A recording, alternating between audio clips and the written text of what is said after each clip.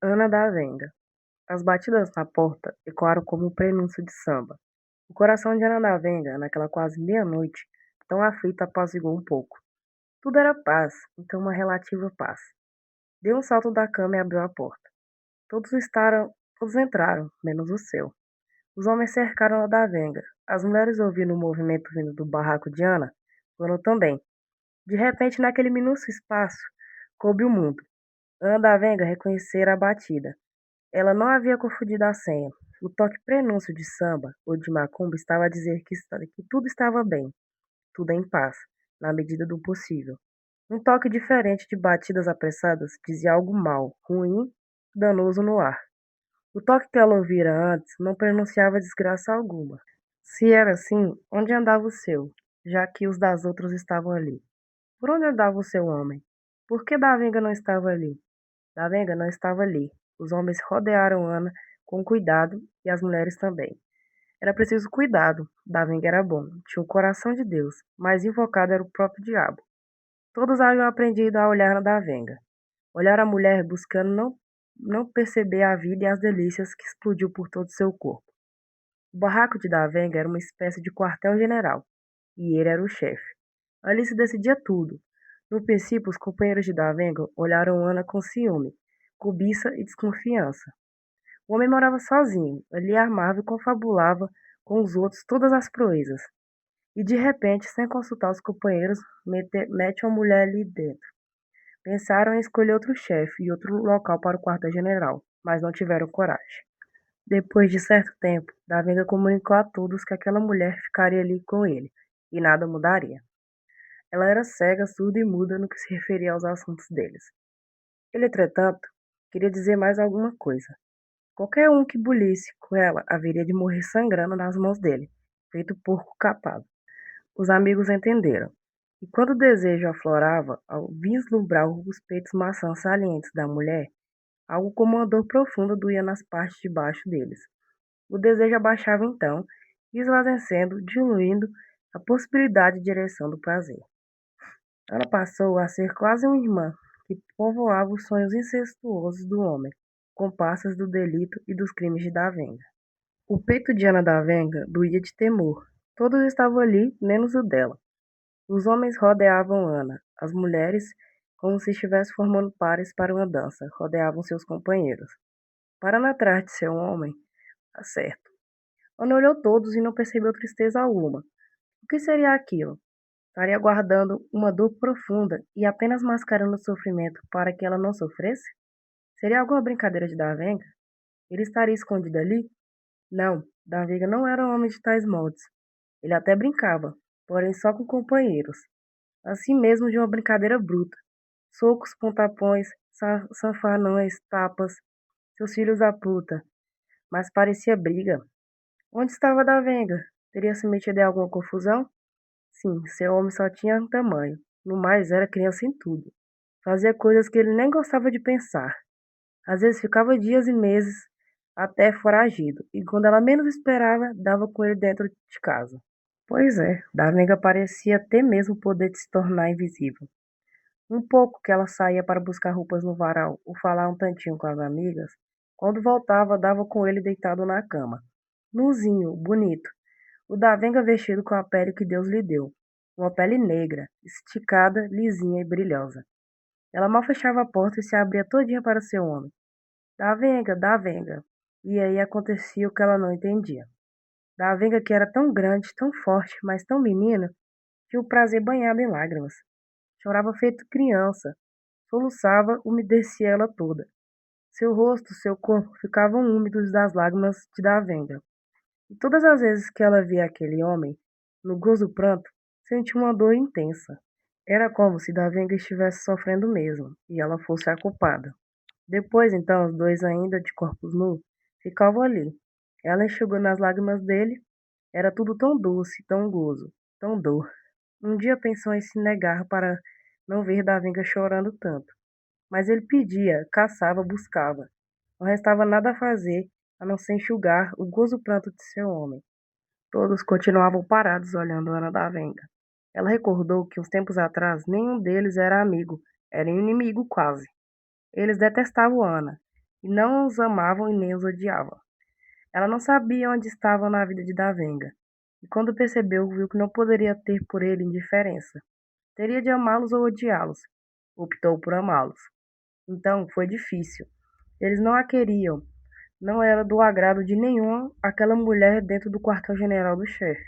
Sabendo de todos os segredos, achava que o Davenga iria se dar mal, comprometer todo o grupo. Mas Davenga estava mesmo apaixonado por aquela mulher.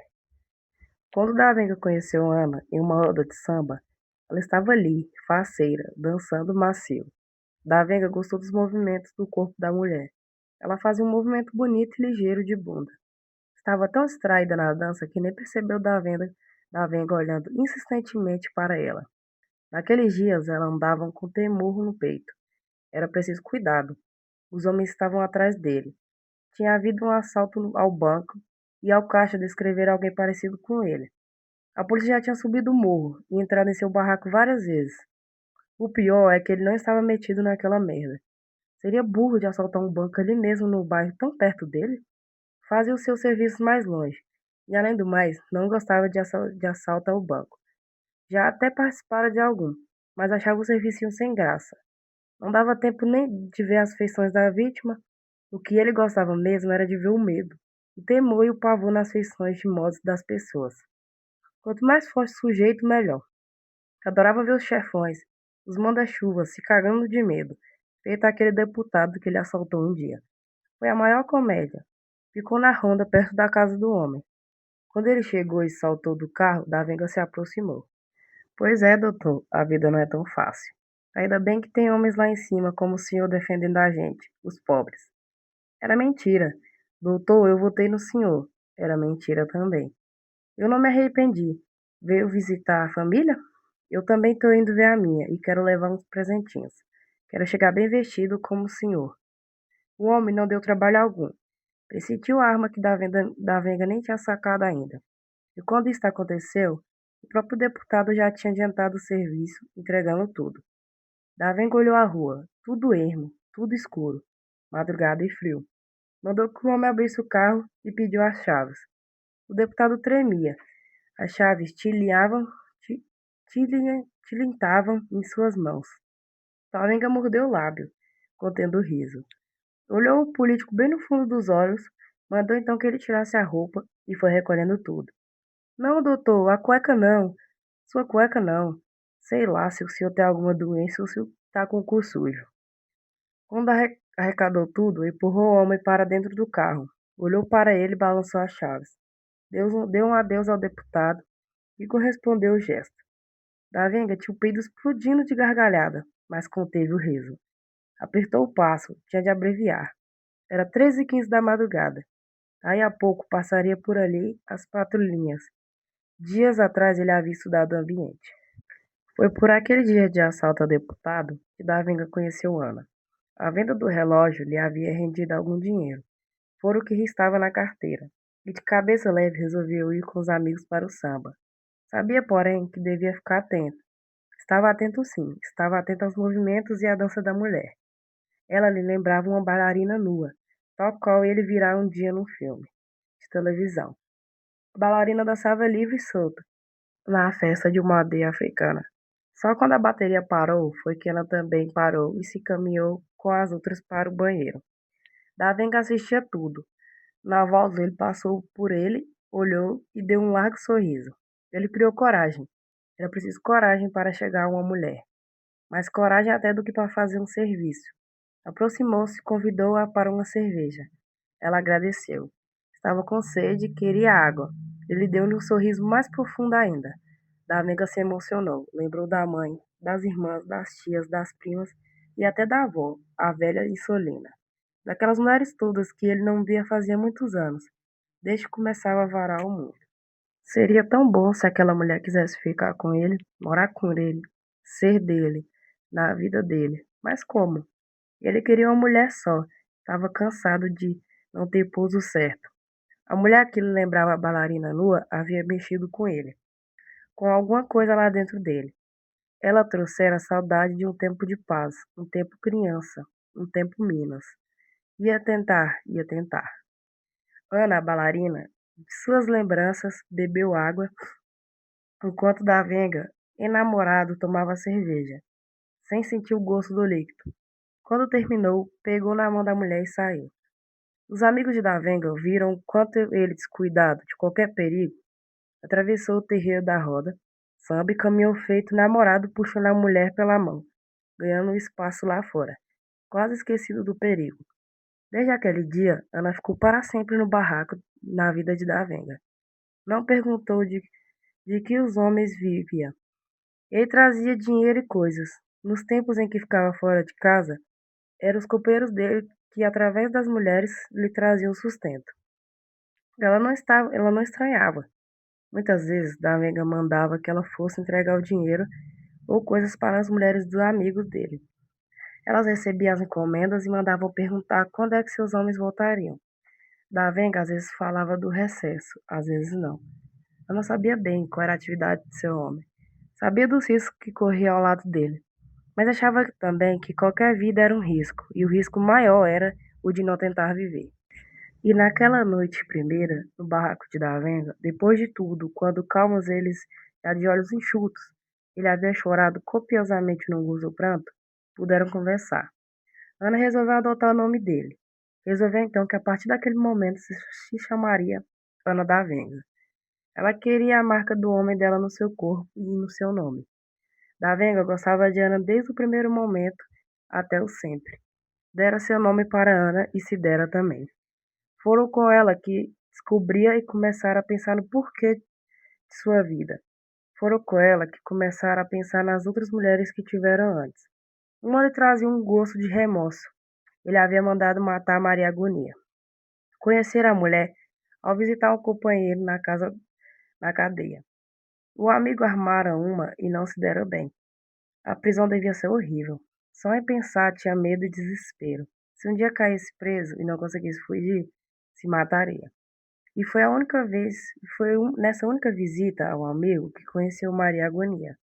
Ela vivia dizendo da agonia de uma vida sem o olhar do Senhor. Naquele dia, quando saíram da cadeia, ela veio conversando com Davenga. Era bonito, usava uma roupa abaixo do joelho, cabelo amarrado para trás, uma voz calma, acompanhada de gestos tranquilos. Davenga estava gostando de ouvir as palavras de Maria Agonia. Marcaram um encontro para o domingo seguinte na praça. Quando ele chegou, o pastor falava e Maria Agonia estava com a Bíblia aberta na mão. Davenga observava os modos contidos da mulher. Ela, ao levantar os olhos e percebeu o olhar dele, piedosamente abaixou a cabeça e voltou ao livro. Ele saiu e se encaminhou para o botequim em frente. Ao acabar a pregação, ela saiu do meio dos outros, passou por ele e fez um sinal. Ele foi atrás. Assim que todos se dispersaram, ela falou do desejo de estar com ele. Queria ir para algum lugar sozinho. Foram e se amaram muito. Ele chorou como sempre. Esses encontros aconteceram muitas e muitas vezes.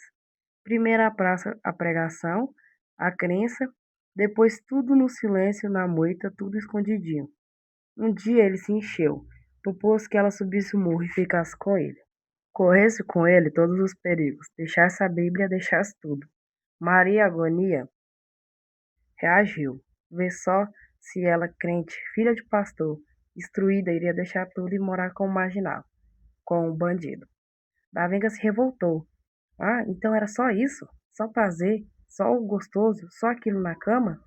Saiu dali, era novamente Sai- Saiu dali era novamente a Bíblia.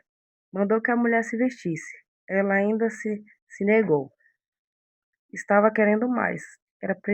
Estava precisando do prazer, que só ele era capaz de dar. Saíram juntos do motel. A certa altura, como sempre, ele desceu do carro e caminhou sozinho. Não havia de ser nada. Tinha alguém que faria o serviço para ele. Dias depois, o seguinte manchete aparecia nos jornais. Filha de pastor apareceu nua e toda perfurada de bala. Tinha ao lado do corpo uma Bíblia. A moça cultivava o hábito de visitar os presídios para levar a palavra de Deus. Por mais que Ana da Venga se esforçasse, não conseguia atinar com o porquê da ausência de seu homem. Todos estavam ali. Isso significava que onde quer que Davenga estivesse naquele momento, ele estava só. E não era comum em tempos de guerra como aquele, eles andarem sozinhos. Davenga devia estar em perigo, em maus lençóis. As histórias e os feitos de Davenga vieram quentes e vivos em sua mente. Dentre eles, um em que havia uma semelhante sua morta. Nem no dia em que Davenga, de cabeça baixa, lhe contará o crime, ela tivera medo de homem. Buscou as feições de suas semelhantes, ali presentes. Encontrou calma. Seria porque os homens delas estavam ali. Não era? Não. A ausência de um deles significava sempre perigo para todos.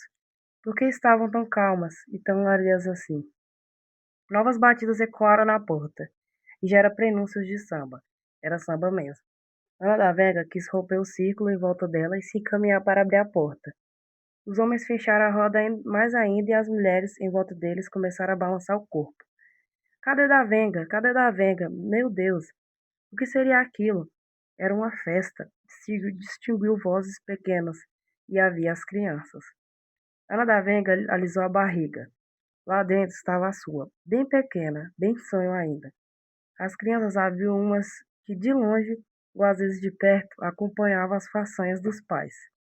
Algumas seguiam pelas mesmas trilhas e outras, quem sabe, traçariam caminhos diferentes. E o filho dela com Davenga, que caminho faria? Ah, isso pertence ao futuro. Só que o futuro ali chegava rápido. O tempo de crescer era breve. O de matar ou morrer chegava breve também. E o filho dela de Davenga? Cadê Davenga, meu Deus? Davenga entrava furando o círculo. Alegre, zambeiro, cabeça, sonhos. Nuvens abraça a mulher. No braço, além do corpo de Davenga, ela sentiu a pressão da arma. Davenga, que festa é essa? Por que isso tudo? Mulher, tá pancada. Parece que bebe, esqueceu da vida, esqueceu de você? Não, Ana Davenga não havia esquecido, mas também não sabia por que lembrar. Era a primeira vez na vida, uma festa de aniversário. O barraco de Ana Davenga, como seu coração, guardava gente e felicidades. Alguns se encostaram pelo pouco espaço do terreiro, outros se amontoaram nos barracos vizinhos, por onde rolavam a cachaça, a cerveja e o mais. Quando a madrugada firmou, Davenga mandou que todos se retirassem, recomendando aos companheiros que ficassem alerta. Ana estava feliz, só Davenga mesmo para fazer aquilo. E ela, tão viciada na dor, fizera dos momentos que antecederam a alegria maior um profundo sofrimento. Davenga estava ali na cama vestido com aquela pele negra, brilhante e lisa que Deus lhe dera. Ela também nua. Era tão bom ficar se tocando primeiro, depois haveria o choro de Davenga, tão doloroso, tão profundo, que ela ficava adiando o gozo prato. Já estavam para explodir, um no outro, quando a porta abriu violentamente e 2 policiais entraram de armas e punho. Mandaram que Davenga se vestisse rápido e não bancasse o engraçadinho, porque o barraco estava cercado. Outro policial do lado de fora empurrou a janela de madeira. Uma metralhadora apontou para dentro de casa, bem na direção da cama, na meira de Ana Davenga. Ela se encolheu, levando a mão na barriga, protegendo o filho. Pequena semente, quase sonho ainda. Davenga vestiu a calça lentamente. Ele sabia que estava vencido. E agora o que valia a vida? O que valia a morte? Ir para a prisão? Nunca. A arma estava ali debaixo da camisa, que ele ia pegar agora. Poderia pegar as duas juntas. Sabia que esse gesto significaria a morte.